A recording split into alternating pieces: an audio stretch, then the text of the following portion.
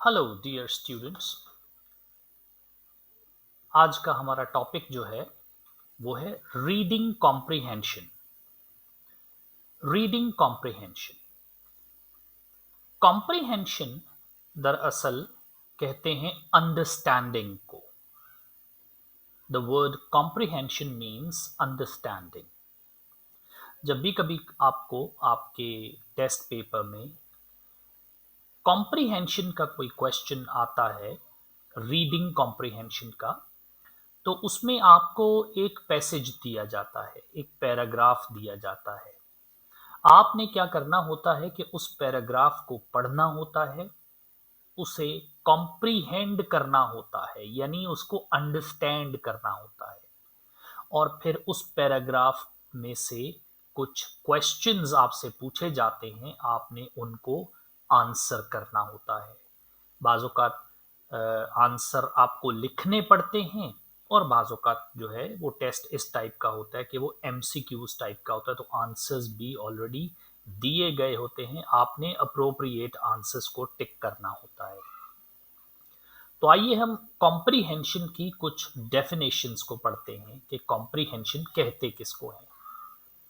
पहली डेफिनेशन के मुताबिक कॉम्प्रीहेंशन जो है वो एसेंस ऑफ रीडिंग होता है, यानी रीडिंग का एक निचोड़, एक रीडिंग का जो मकसद है वो कॉम्प्रीहेंशन है। अगर आप रीडिंग करते हैं, आपको कॉम्प्रीहेंड ही नहीं हो रहा, आपको समझ में नहीं आ रहा, तो रीडिंग करने का कोई फायदा ही नहीं होता। It is a complex thinking process that requires the reader to construct meaning from the text. ये एक कॉम्प्लेक्स थिंकिंग प्रोसेस होता है, और जिसमें एक रीडर से ये रिक्वायर किया जाता है कि वो जो टेक्स्ट पढ़ रहा है उसमें से मीनिंग अपने लिए कंस्ट्रक्ट कर सके। दूसरी डेफिनेशन ये है आपके सामने, वो ये है कि reading comprehension is the ability to read text, process it and understand its meaning. वही बात है कि रीडिंग कॉम्प्रिहेंशन जो है वो आपकी उस सलाहियत का नाम है जिसमें आप टेक्स्ट को रीड करते हैं, उसे प्रोसेस करते हैं और उसकी मीनिंग को अंडरस्टैंड करते हैं। An individual's ability to comprehend text is influenced by his or her traits and skills, one of which is the ability to make inferences. किसी भी शख्स में ये एबिलिटी जब होती है कि वो किसी टेक्स्ट को कॉम्प्रिहेंड कर सकता है, तो इसका सारा दारोमदार इस चीज़ पर होता है कि उसके अंदर कौन सी सलाहियतें, कौन सी महारतें हैं। उनमें से एक जो काबिलियत है वो है कि वो इन्फरेंसेस करना जानता हो, इन्फरेंसेस निकालना जानता हो, यानी वो इंफॉर्मेशंस को ड्रॉ करना जानता हो। इन्फ्रेंस का मतलब है कि आप वो चीज़ पढ़ कर समझ सकें जो इन बिटवीन द लाइंस कहीं पर लिखी हुई है, स्ट्रेट अवे नहीं लिखी हुई है। तीसरी डेफिनेशन है reading comprehension is the act of understanding what you reading. Reading comprehension एक अमल है उस अंडरस्टैंडिंग का कि आप जो कुछ पढ़ रहे हैं वो समझ भी रहे हैं या नहीं, इसको रीडिंग कॉम्प्रिहेंशन कहते हैं। और फोर्थ नंबर पर reading comprehension is an intentional active interactive process that occurs before, during and after a person reads a particular piece of writing. तो यहाँ पर कि आप सोच समझ कर ये काम करते हैं, इंटेंशनल होता है रीडिंग कॉम्प्रिहेंशन, एक्टिव होता है, इंटरैक्टिव होता है, ऐसा प्रोसेस होता है जो रीडिंग करने से पहले भी आपके जहन में चलता है, रीडिंग के दौरान भी चलता है, और उसके बाद भी कि जब कभी आप कोई पीस ऑफ राइटिंग पढ़ लेते हैं। तो ये कुछ डेफिनेशंस थी कि रीडिंग कॉम्प्रिहेंशन दरअसल होता क्या है। अब रीडिंग कॉम्प्रिहेंशन जो है उसके थ्री लेवल्स होते हैं, थ्री लेवल्स ऑफ कॉम्प्रिहेंशन, जिसमें से सबसे पहला है लिटरल, दूसरे नंबर पर है इंटरप्रेटेटिव, और तीसरे नंबर पर है अप्लाइड। तो लिटरल कॉम्प्रिहेंशन, इंटरप्रेटेटिव कॉम्प्रिहेंशन और अप्लाइड कॉम्प्रिहेंशन। इसमें आप करते ये हैं कि लिटरल में आपने क्या करना है, अच्छा, हमारा फोकस जो है इस लेक्चर में वो सिर्फ लिटरल और इंटरप्रेटेटिव होगा, अप्लाइड नहीं होगा। ये काफ़ी एडवांस्ड लेवल पर होता है, तो अभी हम सिर्फ इन दो को ही डिस्कस करेंगे।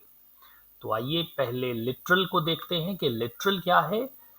लिटरल लेवल जो है वो फोकस करता है रीडिंग द पैसेज को, हेयरिंग द वर्ड्स को और व्यूइंग द इमेजेस को। आप रीडिंग करते हैं किसी पैसेज की, अल्फाज सुनते हैं या कुछ तस्वीरें होती हैं जिनको आप देखते हैं, और इसमें इस चीज़ को ये चीज़ इन्वॉल्व है कि आप आइडेंटिफाई करने के काबिल हो जाते हैं कि कौन सी इम्पोर्टेंट इंफॉर्मेशन है, कौन सी इसेंशियल इंफॉर्मेशन है, और ज़रा सी गाइडेंस अगर आपको मिल जाए तो स्टूडेंट्स जो है वो फ़र्क कर सकते हैं कि जो इंफॉर्मेशन वो पढ़ रहे हैं उसमें से इम्पोर्टेंट कौन सी है ज़्यादा और लेस इम्पोर्टेंट कौन सी है। लिटरल लेवल पर आमतौर पर आप फैक्ट्स को रीड कर रहे होते हैं, डिटेल्स को रीड कर रहे होते हैं। एक किस्म का ये एक रट्टे वाली चीज होती है, यानी जो कुछ आपने पढ़ा है आप उसकी रोट लर्निंग अब करने के काबिल हो गए हैं, उसको मेमोराइज करने के काबिल हो गए हैं।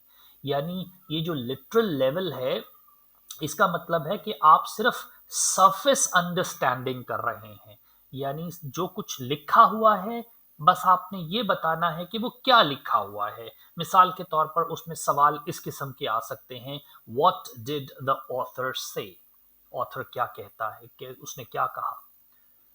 तो इसी तरह से where did Ahmad's family go on vacation. अब ये ऐसे सवाल हैं जो अगर आप देखेंगे तो आपको नजर आएगा कि वो लिखे हुए हैं, स्ट्रेट अवे पैसेज में लिखे हुए होंगे, कोई ये नहीं है कि उसमें आपको मुश्किल पेश आए समझने में।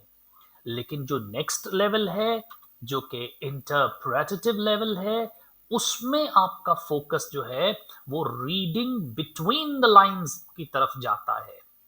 यानी आप ये देखते हैं कि ये जो कुछ कहा जा रहा है, जो मटेरियल आप स्टडी कर रहे हैं, उसका मतलब क्या है। ये नहीं कि वो क्या लिखा हुआ है, बल्कि व्हाट इज इम्प्लाइड। इम्प्लाइड का मतलब है कि वो जो चीज स्ट्रेट वे साफ लिटरल वर्ड्स में नहीं है, बल्कि उस वो मतलब है किसी चीज का।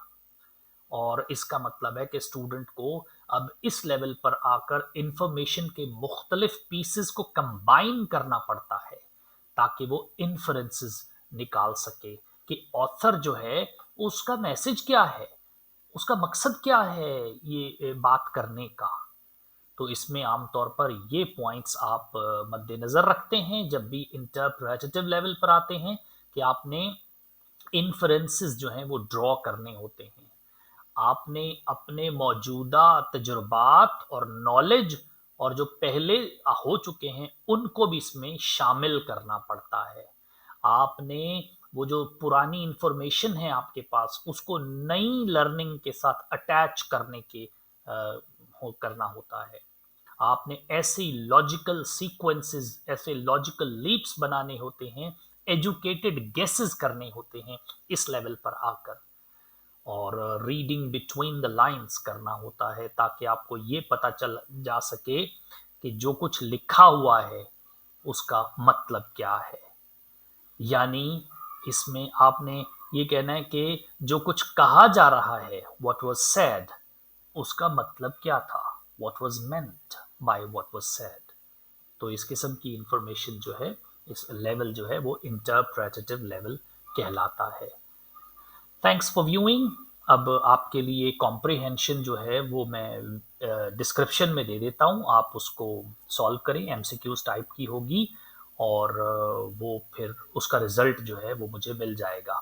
लेकिन आपको वो कॉम्प्रिहेंशन करने के लिए आपको अपना ईमेल उसमें डालना पड़ेगा। Thank you for viewing.